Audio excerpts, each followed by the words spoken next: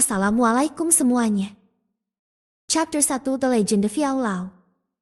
Bab 1. Klan Yao. Di dalam Central Plains terbentang pegunungan Shenong.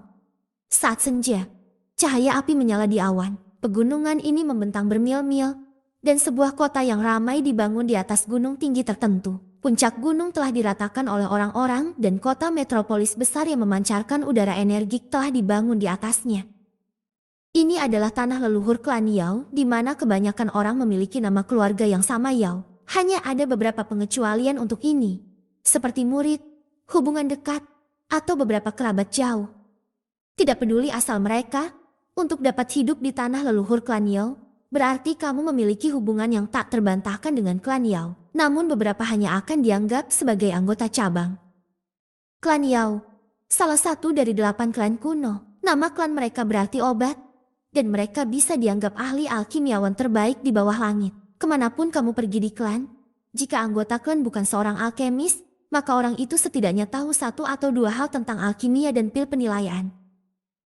Di puncak-puncak gunung itu terbentang ruang yang sangat besar, sebagian besar kosong. Di tengah-tengahnya ada sebuah monumen batu yang menjulang. Monumen itu sederhana dan besar, memancarkan aura keagungan yang kohesif. Ini adalah simbol bagaimana konsolidasi anggota klan Yao Monumen Klan.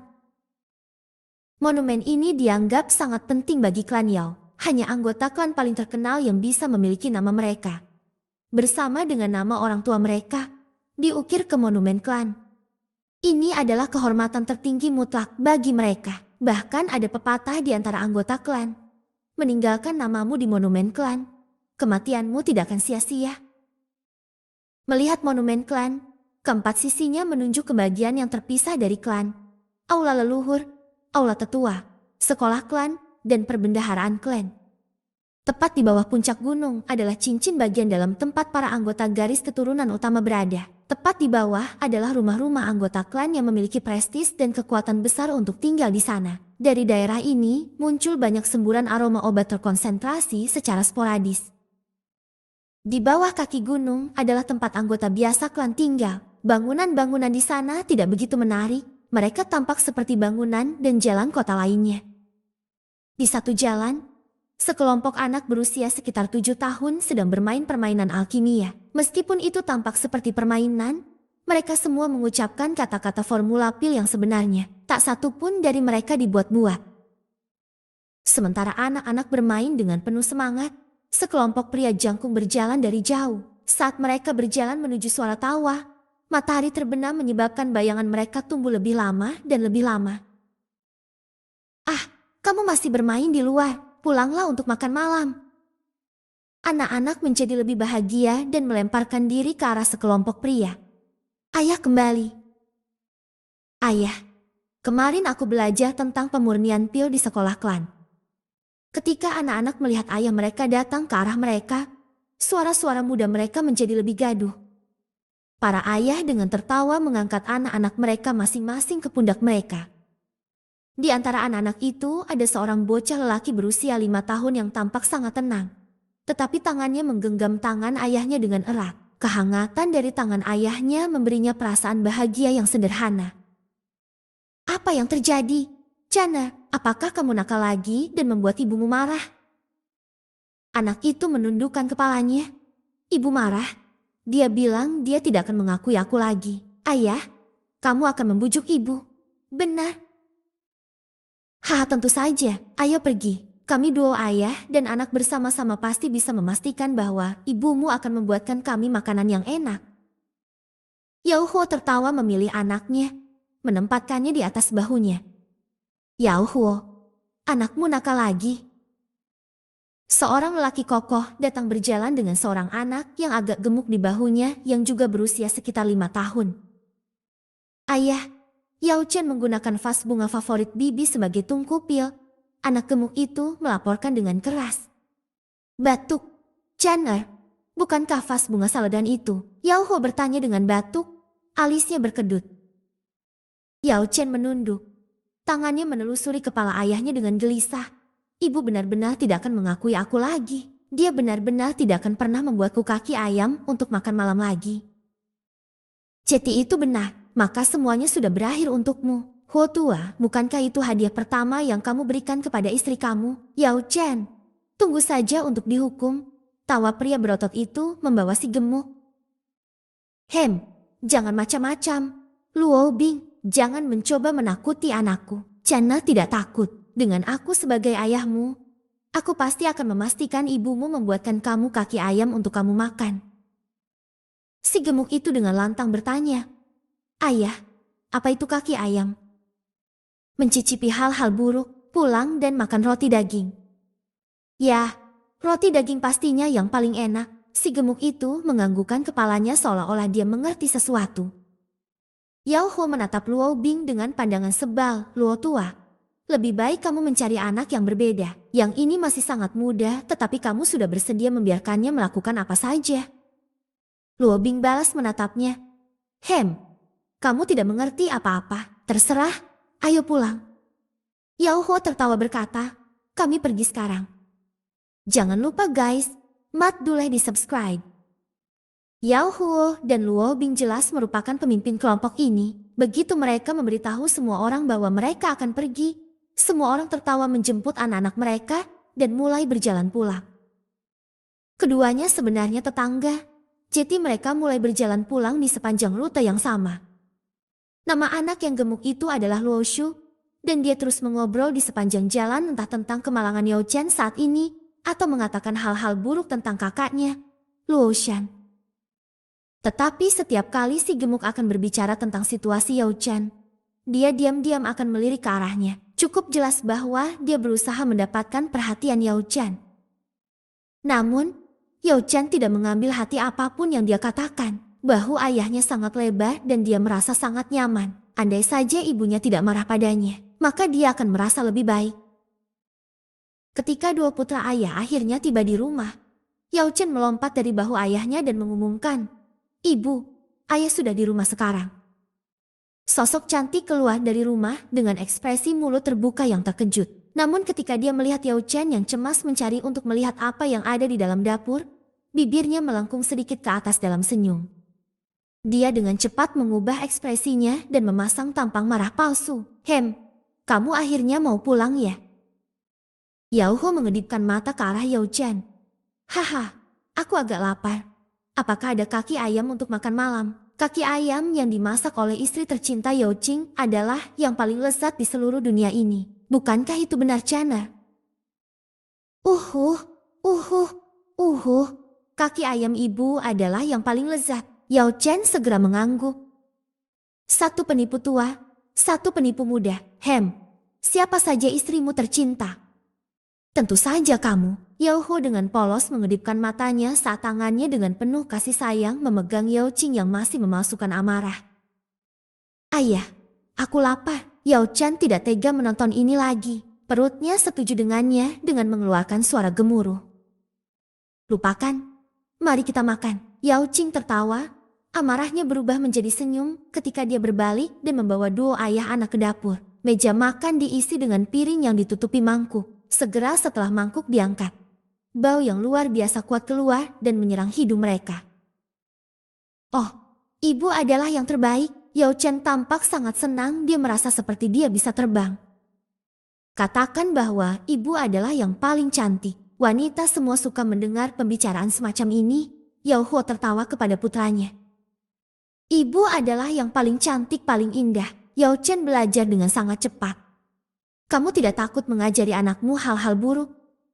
Jika kita tidak mengajari dia beberapa hal buruk sekarang, di masa depan bagaimana dia akan menipu seorang wanita cantik untuk pulang? Putraku Yao Qing benar-benar perlu menggunakan trik. Kamu pikir dia siapa? Kamu? Haha, itu benar. Tunggu sebentar. Mengapa kata-kata ini tampak agak aneh? Pada awalnya, aku juga menyukai tipuanmu. Bu, bagaimana ayah menipu kamu? Yao Chen mengedipkan matanya, mengambil kesempatan untuk memasukkan beberapa kata ke dalam percakapan ini. Dia masih sangat muda dan sangat khawatir ibunya akan berhenti mengakuinya. Kamu benar-benar ingin tahu? Tunggu saat kamu lebih tua dan kemudian aku akan memberitahumu. Aku sudah dewasa. Aku pernah mulai berlatih Flame Foundation Skill. Yao Chen tidak puas dengan hanya mengatakannya dengan keras. Dia melompat dari kursinya dan di depan ibu dan ayahnya dia mulai menunjukkan teknik kultivasinya. Namun tiruannya dari bentuk yang benar sangat tidak baik dan penampilannya menyebabkan orang tuanya mengeluarkan ledakan tawa. Tepat setelah makan malam, Yao Qing memaafkan Yao Chen atas kesalahan penggunaan vas bunga sebagai kuali obat. Bersama-sama mereka berjalan-jalan menuju ke puncak gunung. Angin sepoi-sepoi terasa menyenangkan saat berhembus melalui udara sore hari, dan Yao Chen mulai bermain dan menghibur dirinya di sepanjang jalur gunung. Keluarga itu sangat bahagia bersama. Sesampainya di puncak gunung, mereka melihat monumen klan di tengah lapangan umum. Sudah ada beberapa orang di sekitarnya. Yao Huo tertawa berkata, "Ayo, hari ini aku akan membawamu ke tempat khusus." Awalnya disitulah ayahmu bersama ibumu dan... Yao Huo, Yao Qing menginjak kakinya dan di wajahnya yang cantik dan murni muncul 2 titik merah. "Hehe, ayo pergi. Menyaksikan matahari terbenam di sana memberi kamu semacam perasaan khusus. Dan jika kami sampai di sana terlambat itu akan diambil oleh orang lain." Melanjutkan di sepanjang jalan, mereka melewati monumen klan dan tiba di menara lonceng besar. Mereka memanjat bintang-bintang dan tiba di atap tempat angin bertiup kencang. Cahaya api matahari terbenam perlahan-lahan turun melewati puncak gunung yang jauh. Angin sepoi-sepoi, cahaya matahari terbenam, tawa ibu dan ayahnya. Tangan kecil Yao Chen menunjuk ke alun-alun yang jauh. "Ayah, kita bisa melihat monumen klan dari sini. Wow, sangat kecil dari sini." "Haha, Yao Chen. Apakah kamu tahu apa itu monumen klan? Apakah kamu tahu mengapa ini sangat penting?" "Tidak," Yao Chen menggelengkan kepalanya. Pemuda itu masih tidak tahu mengapa monumen klan adalah simbol paling penting di klan Yao. Yao Huo tertawa terbahak-bahak. Dia menepuk kepala Yao Chen dengan tangan kasar dan besar dan perlahan berkata, "Monumen klan ini memiliki catatan anggota klan Yao yang paling heroik. Ini adalah kehormatan terbesar dari klan Yao kami. Nenek moyang yang tak terhitung jumlahnya telah menghabiskan seluruh hidup mereka untuk mencoba mengukir nama mereka." "Yao Chen, kakek buyutmu pernah mencapai kehormatan itu dan namanya diukir di atasnya. Itu adalah momen paling mulia bagi seluruh keluarga cabang kami." Ketika berbicara tentang kejayaan masa lalu ini, ekspresi Yao Huo berubah menjadi penghormatan, harapan, dan juga ketidakberdayaan. Yao Chen tidak dapat melihat melalui ekspresi ayahnya. Dan setelah berkedip, dia berkata dengan suaranya yang lembut, "Kakek buyut luar biasa." "Ya, dia luar biasa, tetapi keturunannya sendiri hanya bisa tidak layak atas nama orang tua itu." Yao Huo tersenyum tipis, melihat monumen batu kuno dan besar. Kata-katanya sekarang mengandung beberapa penyesalan. "Sejak kakek buyutmu, keluarga cabang kami tidak lagi dapat menghasilkan orang-orang dengan prestasi seperti itu. Selama beberapa tahun ini, cabang kami semakin tenggelam. Kemuliaan yang ditinggalkan kakek buyutmu untuk kami telah memudar." Mata Yao Qing menyala. Dia sudah tahu apa yang ingin dibesarkan suaminya ketika dia menyarankan untuk keluar hari ini. Yao Chen sekarang berusia 5 tahun. Yang di klan Yao adalah waktu untuk mulai membangun dasarnya. Yao Huo memberitahukan hal ini kepada Yao Chen karena dia khawatir dia terlalu muda dan tidak bisa menangani berapa banyak pekerjaan pahit yang diperlukan untuk melatih. Tapi mendengar penyesalan samar itu dalam suaranya, dia tidak bisa menahan nafas. Sambil memegang tangan suaminya yang besar, dia berkata, "Kamu sudah mencoba yang terbaik." Siapa yang tahu betapa Yao Chen mengerti, tetapi dia bisa merasakan penyesalan tak berdaya orang tuanya. Jadi dia mengulurkan tangan kecilnya untuk meraih tangan Yao Huo yang lain. Matanya yang cerah menatap tablet batu yang jauh dan jauh. "Ayah, aku akan memasukkan namamu dan ibumu ke dalamnya." Suara lembut dan kekanak-kanakan Yao Chen yang berusia 5 tahun terdengar serius. Jika melakukan itu akan membuat ayah dan ibunya bahagia, maka dia akan bekerja paling keras untuk itu. Yao Huo bergetar ketika mendengar ini. Mengukir nama mereka di monumen klan sangat sulit. Banyak individu berbakat yang gagal, tapi dia masih mengangguk dengan semangat kepada Yao Chen kecil. Lalu ayah akan menunggu hari itu. Putraku Chener pasti akan luar biasa. Yao Chen menganggukkan kepalanya dengan kencang. Hati mudanya penuh dengan tekad. Waktu berlalu dan 8 tahun berlalu dalam sekejap mata. Tekad itu telah memenuhi dirinya di Menara Lonceng adalah sesuatu yang Yao Chen tidak pernah lupakan dalam 8 tahun terakhir. Ketika dia berusia 6 tahun, dia telah bergabung dengan sekolah klan. Dia berlatih secara gila-gilaan. Sebagian karena setiap kali dia maju, dia bisa merasa bangga di mata ayahnya dan senyum gembira ibunya. Di ruang pelatihan sekolah klan, seorang pemuda berjubah hijau sedang berlatih latihan fisik. Gerakannya seperti panah, lurus dan tanpa jeda. Tiba-tiba gerakannya terhuyung dan dokinya menunjukkan tanda-tanda kehabisan sehingga dia tidak punya pilihan selain berhenti. Pemuda itu menghembuskan napas panjang dari udara yang keruh. "Kakak Chen, ayo pulang, aku lapar." Sosok gemuk bergegas keluar. Pemuda berjubah hijau adalah Yao Chen yang berusia 13 tahun dan yang berlemak adalah Luo Shu. Selama 8 tahun ini, Yao Chen telah tumbuh lebih tinggi dan lebih cerah. Adapun Luo Shu, dia menjadi lebih tinggi. Tetapi dalam beberapa hal dia masih gemuk yang suka mengobrol. Yao Chen tersenyum dan mengangguk. "Oke, ayo pergi." "Hehe, ketika kita pergi pagi ini," Bibi Qing berkata, "kita akan makan pesta untuk makan malam." Luo Shu menjilat bibirnya. Setiap kali dia memikirkan makanan, dia tidak akan bisa menahan nafsu makannya dan harus terus-menerus menelan air liurnya. Yao Chen tidak bisa memperbaiki suasana hatinya setiap kali mereka mengadakan pesta seperti itu. Itu karena ayahnya harus pergi keluar. Ketika dia masih muda, dia belum mengetahui hal ini. Tetapi sekarang setelah dia berusia 13 tahun, dia telah mengetahui bahwa keluar ini sebenarnya menyelesaikan misi klan. Ayah dan pamannya Luo Bing sama-sama pengawal besi klan. Pengawal besi klan Yao biasanya tidak meninggalkan klan, tetapi ketika mereka melakukannya, misi yang ditugaskan kepada mereka pasti akan sangat berbahaya. Misi yang mudah tidak membutuhkan pengawal besi untuk menanganinya. Hanya sekte dan sekolah di sekitarnya yang telah menempelkan diri pada klan Yao akan mampu menangani mereka. Hanya ketika orang-orang itu tidak lagi memiliki metode yang tersedia bagi mereka. Klan Yao mengirim pengawal besi, jelas tingkat bahaya tidak akan rendah. Luo Shu pergi ke rumah Yao Chen untuk makan seperti yang sering dilakukannya. Sejak hari dia mencoba kaki ayam, Luo Shu tidak pernah pergi makan di rumahnya sendiri. Ibunya meninggal sejak dini. Sementara ayahnya tidak pernah ingin menikah lagi. Tidak ada wanita lain di keluarganya. Jadi setiap makan setiap hari hanyalah roti daging kukus. Meskipun tidak kekurangan daging, selalu direbus dan diasamkan. Jika dia tidak pernah makan makanan lain maka itu akan baik-baik saja baginya. Tetapi setelah makan kaki ayam itu, Luo Shu tidak bisa kembali makan makanan hambar yang sama setiap hari. Keluarga Yao Chen secara alami menyambut Luo Shu. Makanan itu tidak bernilai banyak di klan. Selain itu, dengan Fatty Luo datang untuk makan, porsi Yao Chen juga secara tidak sadar naik.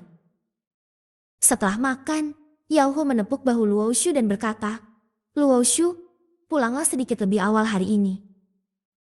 Luo Shu juga tahu bahwa ayahnya akan pergi ke misi. Setelah menyeka mulutnya dan mengucapkan selamat tinggal, dia dengan cepat menghilang. Setelah Luo Shu pergi, Yao Ho dan Yao Chen tertawa. "Chandler, mari kita bicara di luar." Yao Chen mengangguk dan keluar. Ketika dia melakukannya, Yao Ho tertawa lagi dan melompat ke atap. Dengan teriakan ringan, Yao Chen berlari di sepanjang dinding. "Ayah!" Sesekali ayahnya harus meninggalkan klan untuk misi, tetapi dia tidak pernah melakukan seperti yang dia lakukan hari ini dan membawa Yao Chen untuk berbicara di atas atap. "Haha, apa menurutmu ini aneh? Kali ini ayah mungkin harus keluar untuk waktu yang lama. Tapi mudah-mudahan aku masih akan kembali sebelum hari ke-9 dari bulan ke-10. Hari itu adalah hari ulang tahun ibunya." Yao Chen mengangguk dan tersenyum. Ayahnya akan selalu mempersiapkan segala macam cara berbeda untuk merayakan hari itu. Itu adalah salah satu saat paling meriah di keluarga mereka bersama dengan ulang tahun Yao Chen dan tahun baru. "Tapi jika aku tidak berhasil saat itu, bantu ayah memberikan ini pada ibumu." Dari jubahnya, ia menyerahkan jepit rambut Gio. "Tapi kamu tidak bisa memberikannya lebih awal. Hanya berikan padanya jika aku tidak berhasil kembali." Wanita menyukai hal-hal romantis. Yao Chen memutar matanya. Ibu dan ayahnya agak terlalu romantis. Bagaimanapun, dia tidak dapat mempelajarinya. Yao Huo kemudian memberitahu Yao Chen beberapa teknik lain untuk menjemput anak perempuan. Tetapi dia tiba-tiba berhenti ketika dia menatap mata Yao Chen. Tingkat apa yang telah dicapai Flame Foundation Doki kamu? Perlihatkan pada aku. Ya, mata Yao Chen cerah dan dia mengulurkan tangannya ke arah ayahnya. Yao Huo menggenggam tangannya, ledakan terdengar dan aura yang kuat meledak dari tubuhnya. Dengan cepat mengembun menjadi harimau ganas yang menyerang Yao Chen. Flame Foundation. Yao Chen berteriak dengan liar. Dan Doki menyapu tubuhnya. Cahayanya membentuk pertahanan yang kaku. Light mengembun di tangannya dan membanting ke arah dada ayahnya. 6 bintang doje. Tidak buruk. Yao Huo pergi dan tiba-tiba berhenti. Aura yang meledak keluar darinya menghilang menjadi hampa. Tetapi Yao Chen tidak memiliki kendali sebanyak itu. Dia buru-buru berusaha menarik kembali kekuatannya. Dan karena terlalu fokus pada hal itu, dia akhirnya jatuh dari atap. Bangun. Dia marah. Ayah, berhenti main-main. Tidakkah kamu mengatakan kamu akan berdebat dengan aku? Apakah kita harus bersilang tangan untuk bertanding? Mannerisme juga semacam pertarungan. Cara menggunakan cara kamu untuk mengintimidasi musuh. Cara mengetahui niat lawan kamu, hal-hal ini adalah sesuatu yang tidak dapat kamu pelajari hanya dari pelatihan. Yao Chen ternganga. Sepertinya mengerti sesuatu tetapi juga merasa itu sangat kabur. Sesuatu seperti ini sangat sulit dan kamu tidak perlu memikirkannya sekarang. Setelah misi ini selesai, aku akan pergi ke klan dan mengundurkan diri dari menjadi pengawal besi. Yao Huo tertawa dan menepuk bahu Yao Chen. Yao Chen menjadi gila karena itu. Maksud dibalik kata-kata ayahnya adalah untuk membimbing hatinya. Di dalam klan Yao ada 3 cara untuk belajar. 1. Memasuki sekolah klan, dari 6 hingga 18. Siapapun bisa bergabung dengan sekolah. Sekolah klan menawarkan pendidikan untuk semua orang dan siapa saja. Entah itu jenius atau udik. 2. Tinggal di rumah dan minta para tetua keluarga bertugas mengajar mereka. Hasil pelatihan semacam itu secara alami lebih baik daripada ajaran sekolah klan yang sangat luas dengan banyak siswa. Selain itu, banyak seni rahasia hanya beredar di setiap keluarga yang bisa diajarkan oleh sekolah klan, semuanya sangat umum. Ketiga, menjadi murid magang dari klan. Para ahli klan sesekali akan memilih murid muda untuk menjadi murid mereka. Tetapi hanya yang terbaik yang memiliki kesempatan seperti itu. Yao Chen saat ini berkultivasi di dalam sekolah klan dengan pahit. Kemajuannya sudah cukup bagus. Pada usia 13 dia sudah menjadi bintang 6 doje. Selain itu, dia tidak pernah minum pil obat radikal untuk mempromosikan dokinya. Setiap bulan dia hanya minum 1 pil penguat mas yayasan esensi. Dengan bakatnya, bahkan hanya melanjutkan dengan sekolah klan untuk berkultivasi tidak buruk. Tapi dia secara bertahap akan jatuh di belakang murid-murid berbakat lain dari klan. Ayah. Jangan lupa guys, mat duleh di subscribe. Jangan khawatir. Aku akhirnya berhasil mendapatkan cukup uang. Sekarang kamu adalah doje 6 bintang. Kamu akhirnya dapat mulai berlatih teknik kultivasi sejati. Beberapa teknik marga klan tidak buruk. Dengan kemajuanmu selama 2 tahun ini, kamu harus memilih teknik yang terbaik. Klan Yao sangat mementingkan dan menghormati pengobatan. Jadi para murid di dalam klan semuanya harus menggunakan Flame Foundation Skill sebagai langkah kultivasi pertama mereka. Hanya ketika atribut api doki di dalam tubuh mereka mencapai tingkat yang cukup, mereka dapat memilih teknik budidaya bangunan fondasi. Dari Flame Foundation hingga teknik budidaya bangunan fondasi sejati adalah langkah yang sangat penting.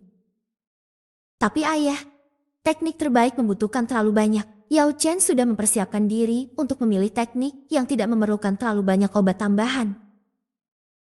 Hah, jangan khawatir tentang itu. Ayahmu akan membuka jalan untukmu. Chen, selama kamu bekerja keras, ayahmu tidak akan mengatakan apa-apa. Oke, cari ibumu dan bicaralah sedikit. Dan jangan lupa tentang jepit rambut Giok. Jangan biarkan dia mengetahuinya. Ya, Yao Chen penuh antusias saat dia mengangguk, menatap perawakan besar ayahnya. Hatinya dipenuhi kehangatan. Malam berlalu. Pagi-pagi sekali, sebelum matahari terbit, Yao Chen mendengar orang tuanya bangun dari tempat tidur. Dia diam-diam bangkit dari tempat tidur dan pergi ke jendela, meminjam cahaya bintang. Dia melihat Paman Shu sudah menunggu di sebelah. Oh Huo, cepatlah, pria tua dengan wanita adalah yang paling merepotkan. Abaikan dan diamlah, jangan bangunkan mereka. Dan hei, siapa lelaki tua? Oke, ayo pergi. Di bawah cahaya bintang, kedua sosok itu menghilang di kejauhan. Perasaan kehilangan frustrasi diisi Yao Chen. Pada saat ini, ibunya berjalan masuk dan melihat Yao Chen. Dia tertawa. "Chenner, ayo makan sarapan." "Oke, Bu," ayah berkata dia akan mengundurkan diri sebagai pengawal besi. "Haha, ibu sudah tahu, jangan khawatir. Bahkan jika dia bukan seorang Iron Gun, dia masih bisa menjadi prajurit klan." Yao Chen berkedip. Prajurit klan memiliki perbedaan yang jelas dalam hal gaji dan perawatan dibandingkan dengan pengawal besi. Kondisi keluarga mereka adalah sesuatu yang sangat jelas Yao Chen, dan teknik membangun fondasi terbaik membutuhkan banyak sumber daya untuk berkultivasi. Yao Chen sangat ingin menjadi lebih kuat, tetapi dia juga tidak ingin membebani keluarganya. "Apa, Chenner telah belajar bagaimana memikirkan keluarganya?" Yao Qing dengan hangat tersenyum dan menggosok tangan Yao Chen. "Jangan terlalu khawatir tentang itu, makan." "Ya, Bu." "Yuhu, Sang Yu, Assalamualaikum."